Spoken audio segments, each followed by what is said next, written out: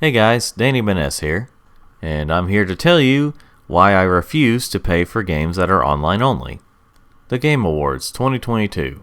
During the show, we finally get an announcement for the newest Crash game, Crash Team Rumble. As a Crash Bandicoot fan, I was pretty excited, and the game looked a bit different, but I was willing to give it a try. It was obviously going to be a competitive multiplayer game, and I figured, hey, I could play this with some friends. And then eventually, reality started kicking in. I have no friends. I started to think, what if this game ends up being online only? Like, I figured that online would be a big focus, but I was fearing that it would be only online. But then I thought, well, if it's going to be online only, I still don't really like that, but if it's going to be free to play, then it won't be that big of a deal. You know, it'd be free to play and you just pay for the battle pass and cosmetics and stuff like that. And then more reality started hitting. What if this ends up being a case where you still have to pay for it even though it's online only? Well, my worst fears ended up becoming true. Now the game hasn't actually been officially released yet as of this video, but you will have to pay for it and it will still be online only. Now, of course, anything could change between now and when the game is officially released, or even afterwards, but as of right now, as of this video, there's been no announcements for an offline mode or anything like that. It's just going to be an online-only game that you have to pay for. Now this definitely isn't the first game to do this, nor will it be the last, most likely. And that's where I want to start complaining. When games do this, it just wastes everybody's time. Now look, I get it. Playing online is cool. I mean, if you have friends that live too far away for you to just go over and play a game with them, you know, you could just play online, and there you go. You're playing with your friends, you're playing with random people, you know, whatever the case is. I mean, I play with friends online sometimes. But here's a reality that game companies don't seem to think about anymore. Not everyone has the best internet connection or the fastest internet. Speaking from personal experience, I have generally good internet. I mean, it works most of the time, but there will be times where it'll just randomly go off, like out of the blue, for seemingly no reason. Like it'll just decide, hey, I don't want to work right now. So, you know, I end up being screwed. When it comes to stuff I have to be online for anyway. And also out where I live, I don't have the best mobile connection either for my phone. So if I don't have Wi-Fi, I don't have internet. And as bad as that sounds for these days, there's people out there that have it even worse than I do, and there's more than you think. Which is why it's so irritating that these game companies push for so many online-only features like multiplayer, or day one updates, or like today's subject, paying for online-only games.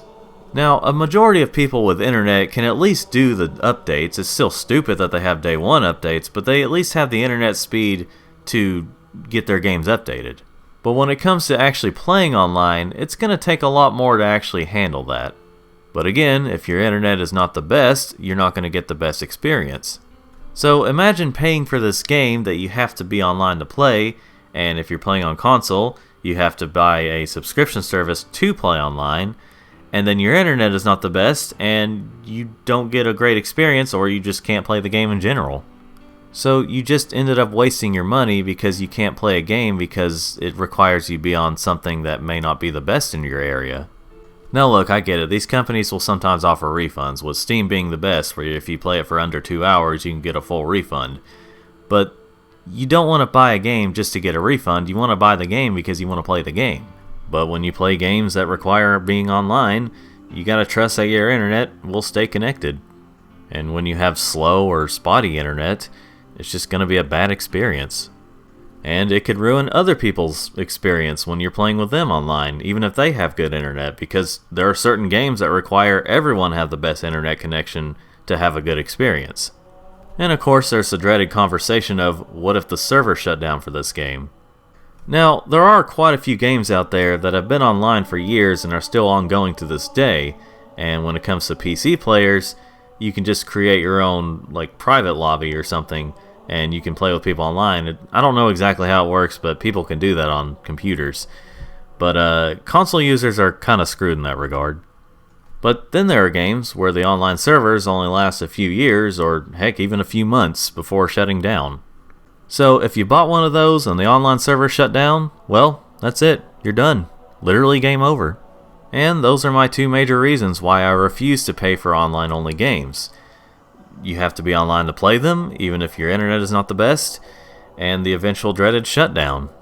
And again, I get it, PC players can have a bit of a different experience when it comes to server shutting down, but I'm mostly a console player, and it always irritates me to this day whenever a game company will release a paid-for online-only game. It makes even less sense whenever these games get released on stuff like portable systems. Like even before the Switch, you had online-only games for portable systems that you still had to pay for. That kind of defeats the purpose of making it portable, but also you had to still pay for it. There weren't that many, but still they existed. There are also smaller reasons, like how I might play a game that I'm not the best at and I get killed a lot, and sometimes that'll take some of the fun out of it. Usually I'll have fun even if I get killed a lot in something like Halo if I'm playing with friends, but when I get killed like constantly, I'm not a big fan of that.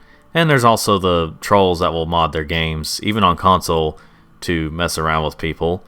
I've had that happen to me before. That's not fun. But other than that, I've already voiced the two major reasons why. Well, anyway, thanks for listening to me rant. Be sure to leave a comment and let me know what you think of games that you have to pay for that are online only, or games that are online only in general, or I guess games that you have to pay for.